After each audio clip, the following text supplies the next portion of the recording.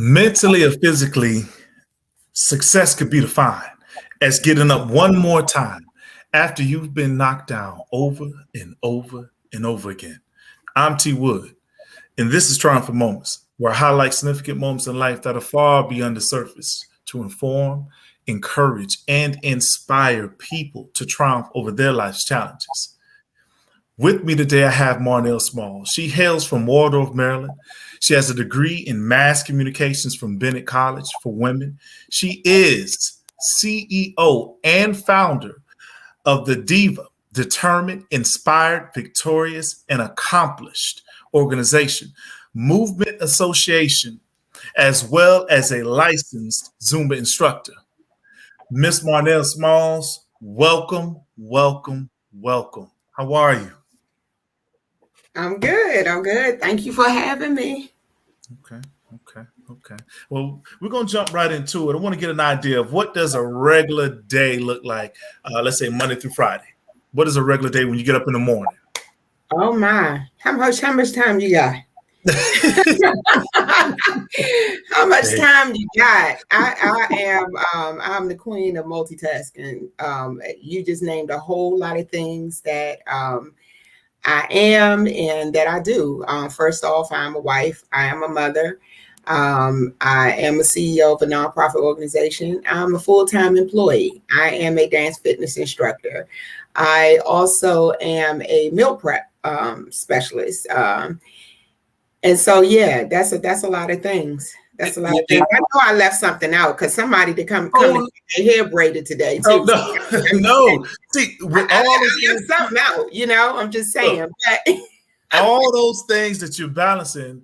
What does just a morning look like for you? Like, what do you have a ritual? Some people just do coffee. They do prayer. What's your morning ritual? So I tell you what I try to do. The first thing is I always say, whether in silence or whether I yell it out, I always say, thank you, God, for waking me up this morning. And once back in the day, I used to just get up. But now, it look a little different after 40. I got to figure out which way I'm going to roll out, put my feet down, but once I am up and trying to stretch or whatever, I go downstairs, I try to get my vitamins in and, get myself together, get me a little breakfast, fix a little breakfast for myself and my husband. Right now with this pandemic and us teleworking, you got to figure it out. What I like to do, my desire to do, I'm not always able to do it depending on work, but I like to get me in at least a 3-mile walk in the morning. If I'm really focused, I'm able to do that every morning, which for me, most of the time, it ends up being my first workout. Right. But yeah, that's what a typical morning looks like. I log on, I'm ready to start work at the 9 to 5. Right. Okay. But sometimes even during the 9 to 5, I'm getting hit up about the outside the 9 to 5, so it's, that's my day. 3 days a week, I am working out for sure. Most of that is dance fitness. I lead 2 classes. On Mondays and Saturdays. And then during the week, I try to find me someone to go and support with that. So yeah, that's what a day looks like for me, Terrence. That's what a day looks like for me. I admire your balance and balancing it. I mean, let's attack this in sections here. First and foremost, specifically, what was your home life like growing up in Waldorf, Maryland? Waldorf, Maryland, right? Okay, so Waldorf is actually where I live. Okay. I grew up in DC, okay? Southwest DC to Southeast DC, then moved on up to Maryland. And so I'm a DMV girl. I haven't done the Virginia, but I grew up in DC. I just now reside. I've been living in Waldorf now for about 8-9 years or so. But growing up for me, my mom was, married to my stepdad. So there was always a father figure in the household growing up for me. Right. I spent a lot of time with my grandmother. My grandmother poured a lot into me. My grandmother was a hard working woman. At an early age, you know, while my mother would be working, I would be going to work with my grandmother instead of, you know, doing the normal things that kids do in the summer. You know, they outside playing. I was with my mom, my grandmother, going to help her clean houses. Yeah, so that's something that's always stuck with me. I remember one summer just going with her, and that just made me respect, because I never knew where my grandmother was going. I knew she would be leaving out in the mornings, but it was that summer that she took me with her to work, and she showed me how to fold those sheets, and she showed me how to do that laundry. I can even remember as a child, because she cleaned houses for white people, and this family in particular, she kind of, you know, they fell in love with her. So she was a part of their family. She helped to raise their kids. And I can remember fantasizing, you know, in one of the rooms, the bedrooms of the little girl. And I'm like, wow, you know, I'm writing her notes. They were on a family vacation in Europe somewhere, you know. So I'm writing notes to her. You know, I would get all the hand-me-downs, the Benettons, the Izod. Yeah. But you know, I grew up with my other sibling, which is my sister Daisha. And, you know, we would put on talent shows for the family, you know, because we were always musically inclined. Daisha would do Michael Jackson. I would do Janet Jackson. Was it a little competitive, a little bit, or was it always together? You know. Well, you know, Daisha, and so Daisha is a transgender. Daisha grew up as David. Okay. So growing up with a feminine brother then, before she transitioned, Daisha was always very entertaining. Daisha was the one who won the talent shows. Daisha was the one who everybody rooted on. You know, this fat little kid doing Michael Jackson, and everybody was like, go, you got it, you know, winning all of the contests. And so she would orchestrate and put together talent shows in a community.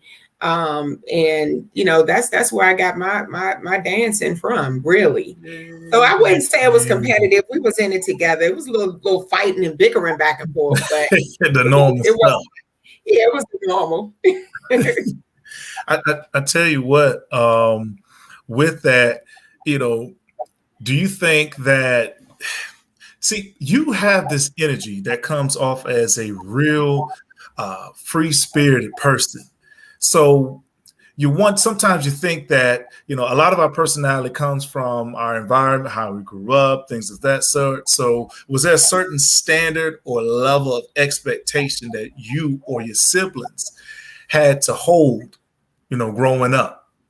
Well, here's the thing. So my mom and my dad divorced at a very young age. As far as I can know, you know, my mom, I had two sets of parents. My dad was married and my mom was married. So, but my biological dad is a pastor. Okay. And so I'm a PK. And so I was raised in the church. And so I was raised. Did you say you were a pastor's child? I'm sorry. Surely is. So I mean, I was raised in the church. So I mean, the standards and the values that were instilled in me, they were instilled in me. I know the word. And whether I decide, you know, whether I'm going to be in the church physically or just having a church within me, I know where my foundation lies. And so as far as standards and values, my mom was very no nonsense. So there were just things that I couldn't do that I see other people, you know, other women, I mean, other girls were able to do. I just couldn't do it. I would get snatched. I would, you know, that. So as far as values and standards, maybe that just came from me being afraid of what my mom instilled in me, you know, and I thank her for that. My stepdad was very stern. My stepdad, you know, he instilled the value of $1 in us, you know, cleaning, you know, chores, things that, you know, before I'm just like, okay, if I'm not going to help grandma, that's not my job. But, you know, my stepdad was very stern on those things, and it helped me, you know, to become a better person. Now, I don't like a trashy house. I don't, you know, as far as the money thing, I thought I was being, I didn't like the fact that my summer check was like $50 and I still had to give up some of that, you know. I'm like, but that's what was instilled in me. Nothing is free. Nothing is free. So those things, money and keeping a clean house and things like that, those kind of things, and just treating people the way you want to be treated, Now, see, with the adults that you had around you growing up, who would you say in the therapeutic world, authoritative means the adult, the parent that will break down, give you something to do, a task that you're so supposed to do, but they'll explain why you need to do it. Authoritarian is the parent that says, look, you go over here and you don't ask any questions. You just go over there. Oh, that was my mother. It was because she said so. It was because she said so. She didn't do a lot of explaining. One thing I know about just growing up in the kind of environment, we didn't have a lot. I missed out on a lot of things. I had everything I needed, right? I didn't have a lot of things I wanted. I wasn't a name brand girl. That I didn't get name brand until later on, probably in junior high school and, stuff like that. So, my mother worked hard to get me what she thought I needed, but I thank God for her for that, because I'm not now. I'm not that girl. I go in the store. If I buy something, I buy it because I like it, not because it has a name on it. So I don't value things like that. And I can run with the best of them, okay, without a name on me. Okay. Check mark. Y'all listeners, y'all paying attention, Julie. So those things weren't, that wasn't important to me. I didn't see it then. I didn't see it then, but I knew that she did the best she could do. I didn't get to go on my class trip. My mother didn't have it. Everybody was saying, she definitely made up a story as to why I couldn't go. It wasn't because she didn't have it, but it was like, it wasn't enough chaperones or whatever, but it was because she didn't have it. Wow. So it's a lot of things that I appreciate now as an adult, because, I didn't get to see a lot of things early on, but as I got in high school and got older, I got exposed to those things, and it made me appreciate it more.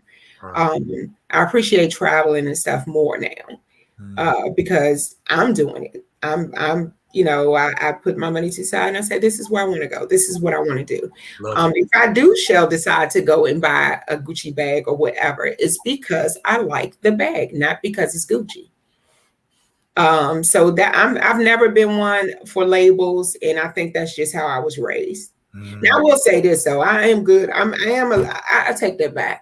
I am a little label whore when it comes to some of my fitness clothes now, but it's not because it's the label. It's because it's the quality of what I'm purchasing for me.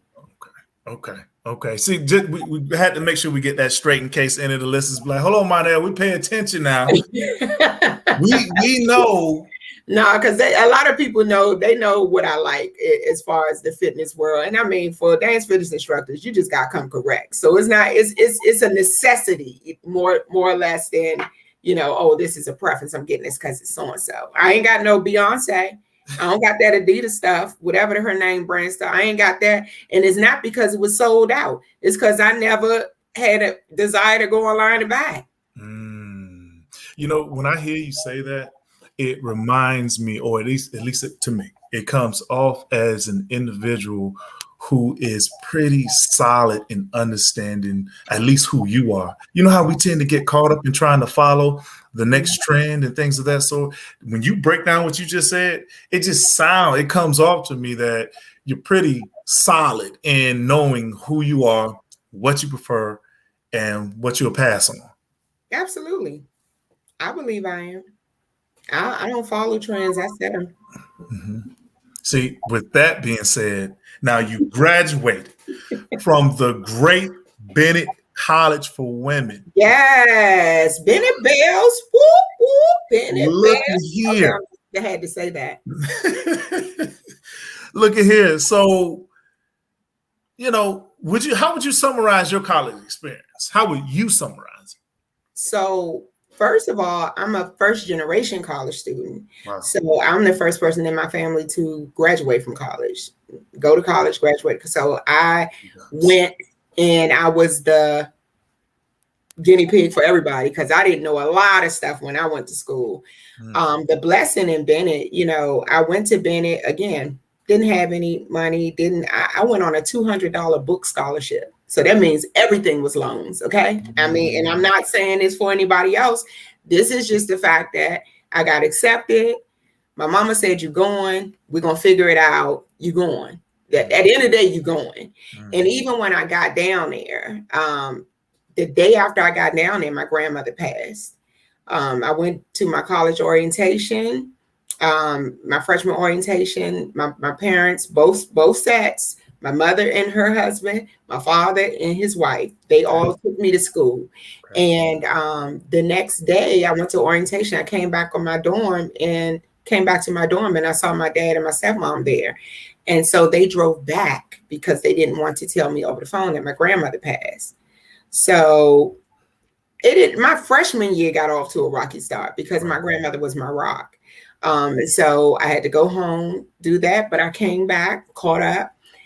Bennett was a very nurturing environment. Sisterhood is very rich at Bennett College, which is why I am the woman I am today. I didn't have those strong sisterly relationships as a child growing up.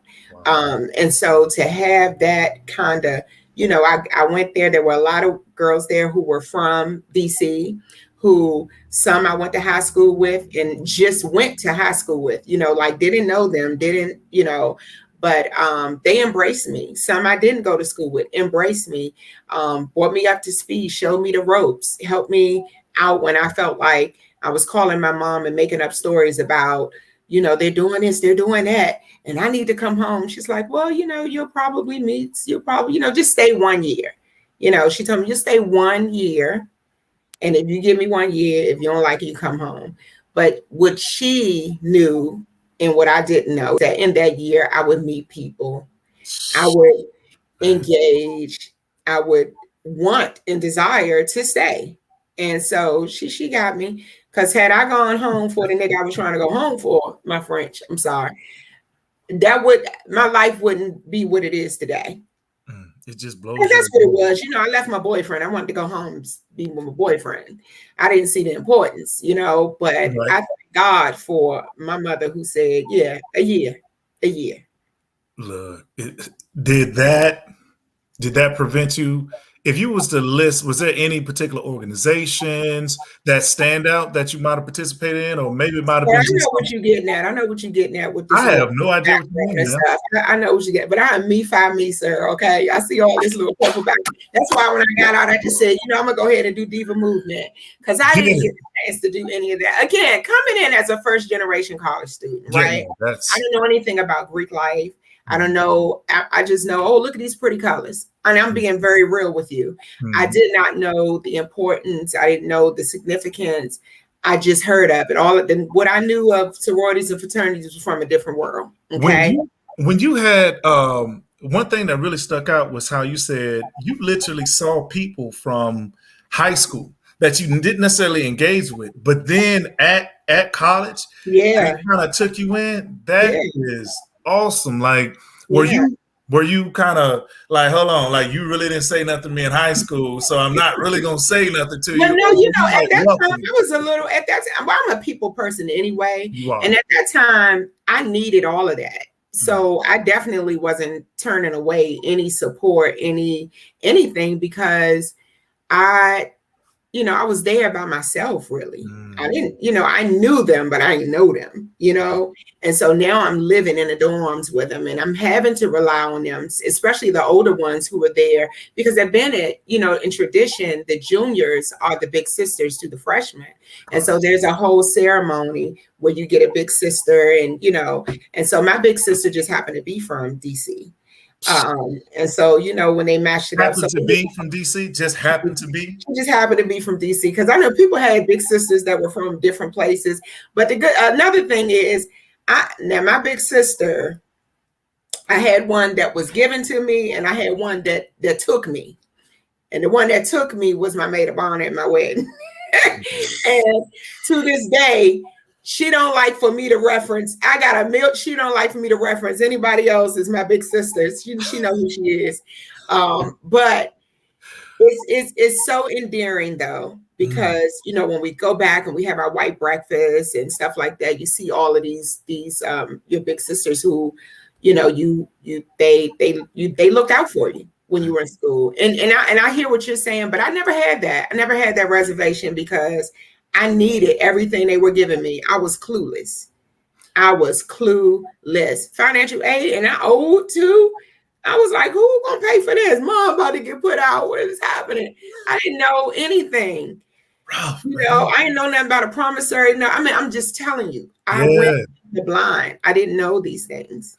It's just so much of a blessing how I just think it's pretty awesome how it always dates back to, we may not want to admit it, but how much our folks, you know, depending on your relationship, how much our parents really know us. You know what I'm saying? Yeah. And they be finding ways, like on front, they'll just show whatever stance it is to get you to go wherever, because they know that you'll be able to handle the situation. Yeah. You know, so you don't mind now. So now that you know your mom she might have not been saying the exact reason for things that you were able to get in the past or whatever, but you still thankful for it though. Oh yeah, absolutely. See, because of her. See, now when you date back and switch your lanes here, when you take a look at your life, if it was just placed in front of you, many of us have challenges in our life that we experience. Okay? You've experienced great losses and gains. And I'm not saying just in weight, but I'm saying mentally and emotionally. So you've had some ups and downs physically, and you've had some ups and downs, you know, mentally. Could you tell us more about that? Yeah, so starting with the weight loss journey, you know, I've always been a little overweight as a child. And, you know, as an adult, I just, you know, I saw myself, I never really focused on my weight because I always had, you know, dad and uncles and, you know, everybody, pretty girl, no matter what size you are.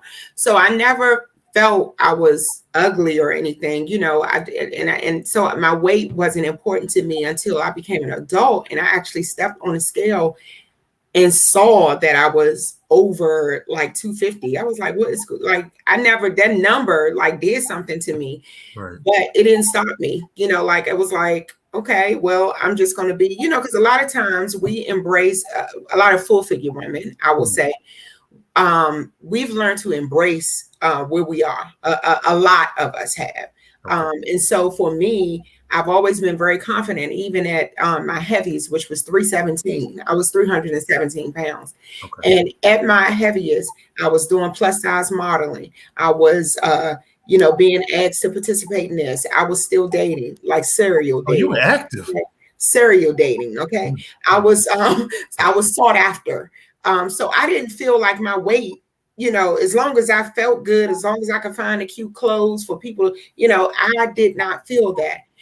But me too, being the confident person that I am, I decided I wanted to learn some Beyonce choreography, and I jumped in one of these classes, and I was the biggest one in the class. And the instructor was this itty bitty thing who can dance or tell all, and she told us, do not come in here with big shirts and stuff on. Come in here and put on fitting clothes. And that class I took, it was only one day a week, and I said, well, I want more of this. But I started finding out that there were other, you know, dance fitness, and I started losing the weight. And I started losing weight, and I say it was by accident because I wasn't trying to. I just wanted to learn the choreography. So somebody told me about Zumba. I started adding that into my repertoire. And I'm like, okay. And that's, you know, I'm still losing weight. I'm like, wait a minute, I wasn't trying to. So what I discovered after losing 73 pounds, and, you know, like, again, I'm very transparent. In 2012, I had lost about 73 pounds just through diet and exercise. Once the weight started coming off with working out, I hooked up with my health coach, Rosalind Law, shout out to her. And she showed me how to eat right. And with a combination of that, it was like, whoa. So when I saw myself, you know, at a smaller size, Right. and you know, and I was going to buy clothes, and I'm like, oh, I can do this, you know. It made me feel like I thought I loved her, but I think I like this person better, and not because of a look, but it was because of how I was feeling. Because I'm going to fast forward because I got to give you the whole story, because again, I'm very transparent. After losing that weight, and you know, I started teaching dance fitness and everything. For 2 years, I was okay. Met my husband and gained all my weight back. Gained everything but probably 15 pounds back. And so for me, I was like, you know, for somebody to have been comfortable at 317, lose the weight, then gain it back, I wasn't comfortable then. So it was like, you thought you liked her, but you know what she felt like. So if you really was comfortable at 317, you wouldn't be trying to chase that missing 78 pounds that you lost. And so in 2016, I had weight loss surgery. I had a procedure called a vertical sleeve gastrectomy, VSG. It's where they take a small portion of your stomach and make it smaller, and it's supposed to restrict your eating. For me, that procedure, I only lost 40 pounds. Where people lose 100 pounds, 100, had only lost 40 pounds. Right. And it wasn't a slap in the face, because it was, for me, it was like, it could have worked or not. I took the approach of, I had surgery, you better work for me. That was where I went wrong. But then the Lord said, no, you better work it, because I'm done. The surgery, whatever the surgery was going to do, it done did it. So what are you going to do? So I'm still working, and I was able to lose the weight all over again, but I'm still working. You know, I don't say this to say I'm pro surgery or pro not surgery. I'm pro do whatever works for you to keep yourself healthy. And so my journey of weight loss and health and wellness is ongoing. It's a lifestyle for me. There are days where I feel heavier. There are days where I feel lighter. I know what to do. I'm very conscious now. And that was the difference between the old me and the new me. I'm conscious. It's one thing to go to a restaurant and pick out.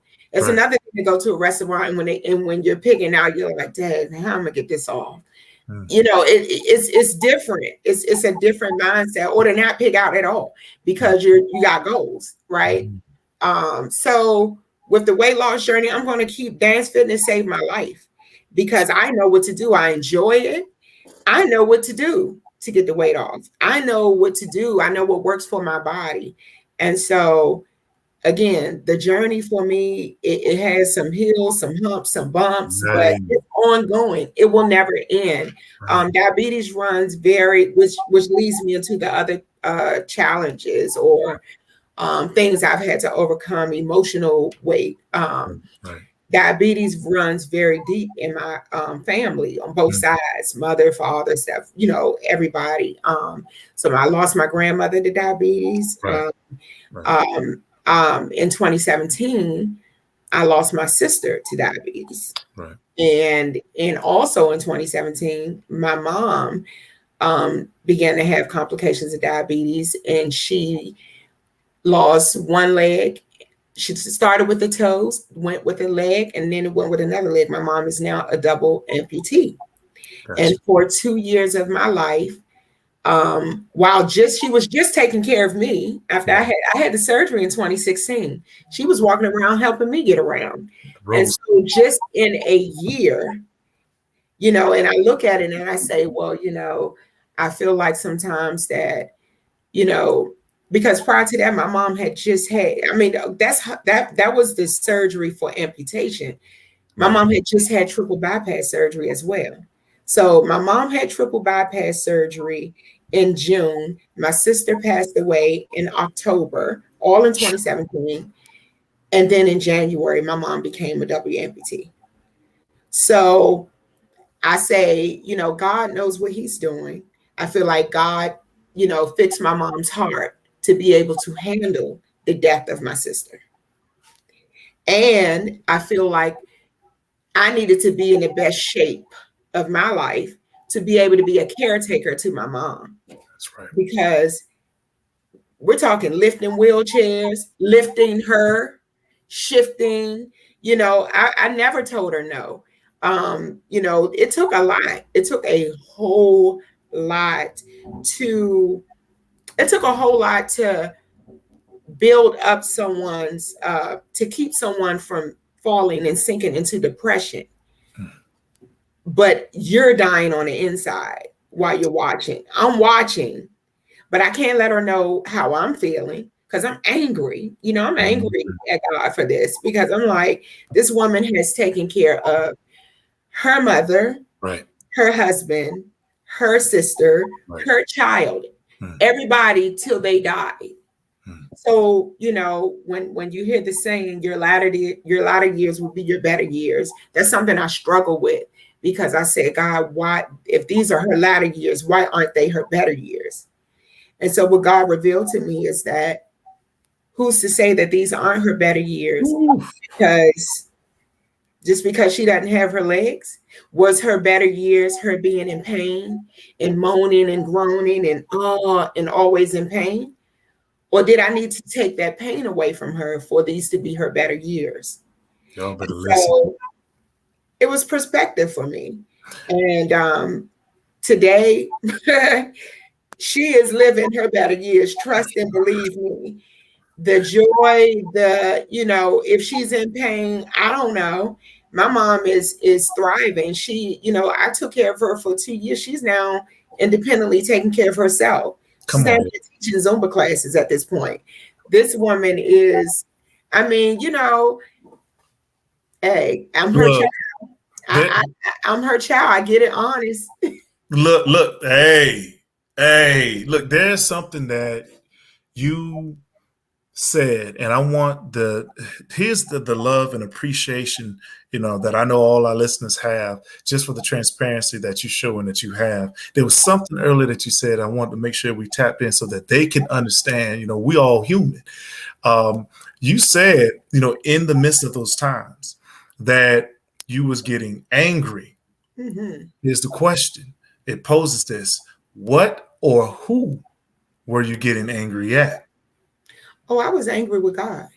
And it was a very, very real emotion. I would cry out like, is this really happening? My mom had 11 surgeries. All different times. I was there for every one of them. Some minor, some major, but I was there for every one of them. And each time, yeah, I'm praying and I'm praying for her recovery and I'm praying that she feels better. But inside, I was just like, why are you doing this to her? Why are you doing this to her? That's how I was feeling. And I couldn't show her because I needed to be my best self for her. Had I been depressed and show how I was feeling, my mom, she's told me several times, I couldn't have made it this far without you. Wow. And I don't give myself the credit. I give it to God because I'm not that great. I'm not that great. So whatever he gave me, he gave it to me so that I can give it to her. And I cry later. When I found out about my sister, I was in Aruba on my 3-year anniversary trip with my husband. And my sister passed away on her birthday. So wow. I'm in a plane in the airport texting and calling to wish happy birthday. No answer. I don't know. I get to Aruba. I get a phone call. She's gone. But I still have a whole week to go in Aruba. You know, and so my mom is home and I'm like, you know, right. Touchdown. I don't have time to cry. I don't have time to do anything. We gotta do what we gotta do. Gotta go. Because I gotta be strong for the woman who lost her child. Right. It's not about the one who lost her sister. I'll cry later. That's how I have, you know, that's how I'm built. I want to make sure that because people tend to put a little misconception out there that crying is somehow a weakness of some sort. No, it's not. Okay. Having a moment, choosing that pocket or trying to find a way to choose that time. Okay, let me have this moment right here and right now. Get this, wash my face and move on. What would you have to say to individuals who may feel or think or say that, hey, I ain't gonna cry because crying is a weakness? What would you have to say about that? Get free. Get free, because if you feel it, it's very unhealthy to suppress that. I mean, there is a time and a place for everything. I will say that. So I'm not saying, if you know that this isn't the time, but if you feel it so strongly that you actually cannot control it, that's a healthy emotion. Sometimes I don't feel better until I cry.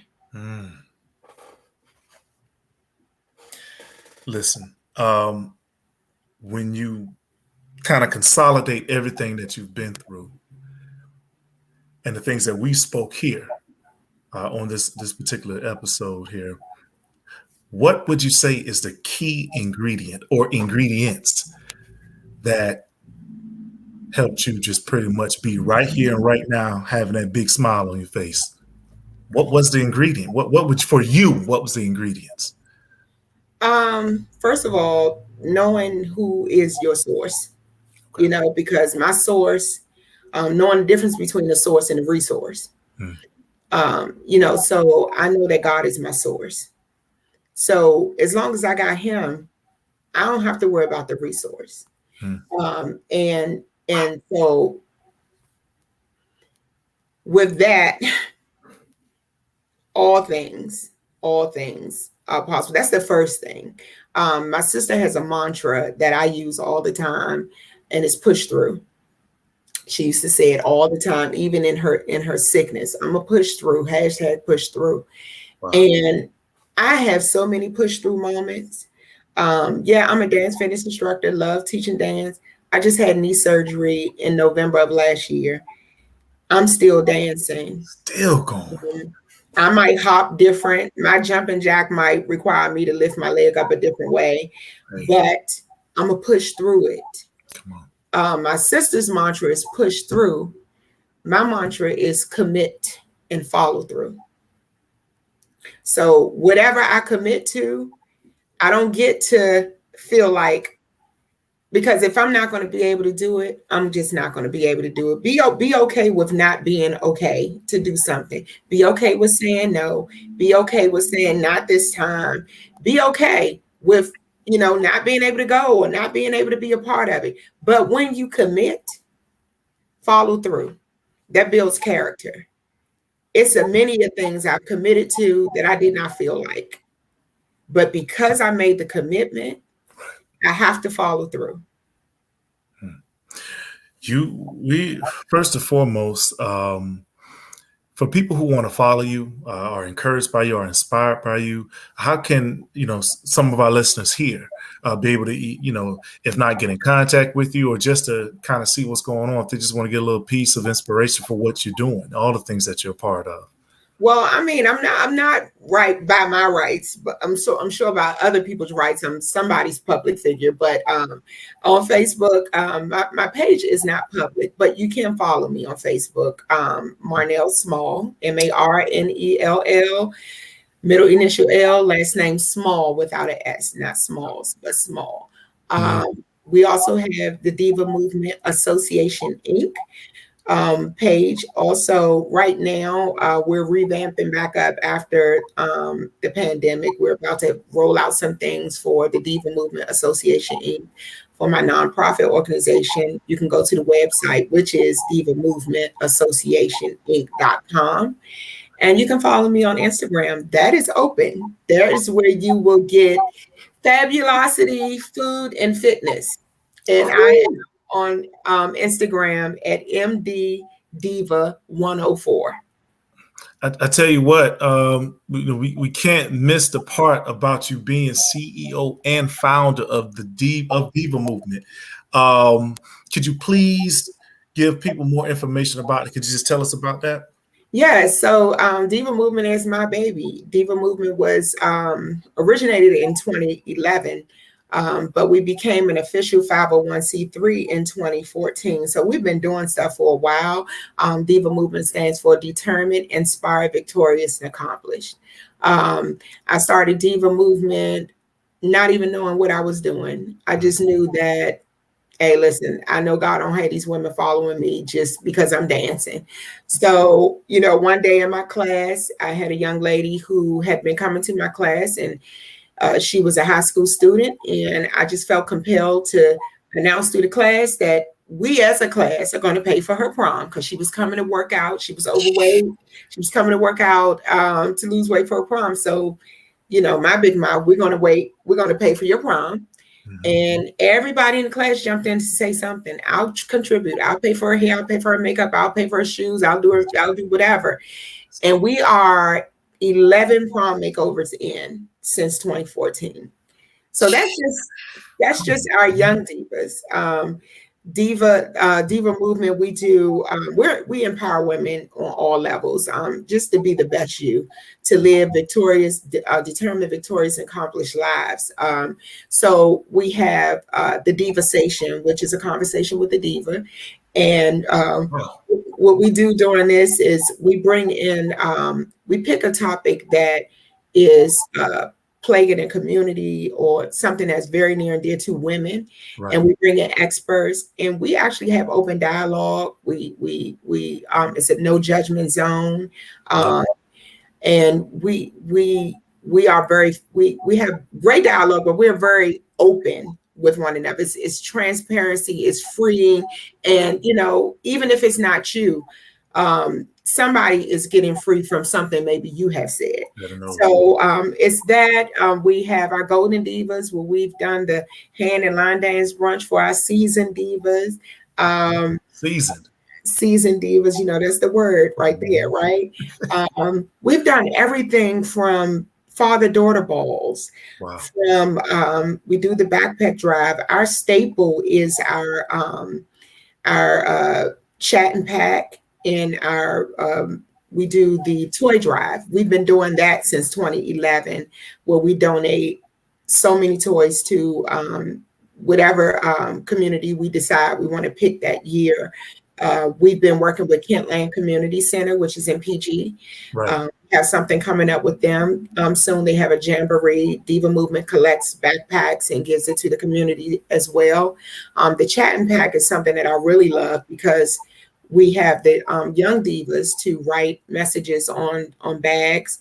We pack the lunches for the displaced, and we actually insert inspirational messages to them. And we go and deliver them personally. And the kids, they really enjoy that. So I'm glad that we're rolling out of this pandemic so we can get back to work and hit the ground running. Right. I felt a little, we're still able to do some things because I don't stop. We were able to still do that. Right. But just check us out. Again, we're ramping back up. So look out. Look, I can't let it fade off before I know we're towards the end here of the show, but let me go ahead and throw it on out there. For all of our listeners, for all my listeners watching, I'm letting y'all know right now, your man T.WOOD is going to roll up on Mrs. Marnell's workout session. You're going to see the footage. Bring the whole camera crew. My attention is to go and take over. I don't know what's going to happen. Yeah, sir. I don't think you know, but it's fine. I like what you said right there. Hey, boy, she said it quick and precise to the point. Listen, that was my intention. You look pretty fit. You look pretty fit. So come on out here, I've learned to show respect to you can't judge a book by its cover. So I'm a little bit nervous, but I'm going out with intentions of taking over. Y'all will see the footage. I'm letting you know, all my listeners, you will see the footage. Y'all gonna see how it go down. that's happening. Look, Ms. Marnell, before we leave here, we have followers that are even international, from Africa, Cuba, and wow, it's a mixture here. Okay, so I have this thing I created called Encouragement for Free. What can you leave? What is some encouragement for free? Whether it be a creed, your morals, or something you live by, something that you might have been told, while you were growing up. What is it? What is some encouragement for free that you can leave here with all of our listeners? Something that I've been dealing with for these past couple of years is just learning to trust my own dopeness, because sometimes you may not feel that you're enough. We all have those moments where we feel like we're not enough, like I didn't do that right, I didn't cross that T, I didn't dot that I. In those moments, you'd be very surprised who's watching, because it's been in a lot of those moments where I've gotten a phone call, or I've gotten an inbox, and I've gotten a message that said, thank you for doing this. Thank you, because this helped me. Thank you. When can I use you? Can you come and do this? So just when you think, nobody's watching you, it's one thing to be a public success and a private failure. So always feel good about who, if because sometimes we sometimes it's like behind the scenes you're beating yourself up and all that, but then in front of everybody you're so confident. Be very transparent. Transparency wins. I just believe that. If you don't have anything to hide, won't nothing get exposed. That's right now it's just a lot of people dealing with that who have these blue check marks by their names. If y'all know what that means on Instagram, a lot of celebrities dealing with a lot of exposure. But if you are true to who you are, it'd be a lot less to that. But again, just trust your dopeness. Trust that you are enough. Trust that you have enough. And don't change your formula. I literally just posted that the other day. Don't change your formula. Don't switch up who you are. Don't switch up your brand. Don't switch up. Don't tweak. Don't do this, because whoever want it, gonna come get it. You better know it. You better know it. Listen, everyone, to all my listeners, trust your dopeness. And just to help the listeners out, your definition of dopeness. That thing in you that nobody else can do. Ooh, here we go. Bingo. Trust it. Bingo. Listen, before I leave, if right now, at the end of this episode right here, right over there next to you, if your sister could appear right now at the end of this, what would you say? I wish I could turn the camera on, because I'm looking right at her. That's my inspiration right there. I probably can't do it real quick. Let me show you. That's my sister right there. Okay. Yeah, that's her. And I would just say I'm pushing through. I'm pushing through. There you go. Sometimes in life, you must fail in order to succeed. But one thing must remain certain, that under no circumstances do you ever give up. It's Triumphant Moments with T.WOOD. I'm with Mrs. Marnell Small. Thank you again for being on the show. Thank you for having me. Absolutely. I'm turning up and taking over. All right, let it be known. All right, y'all. Good in. Peace, y'all.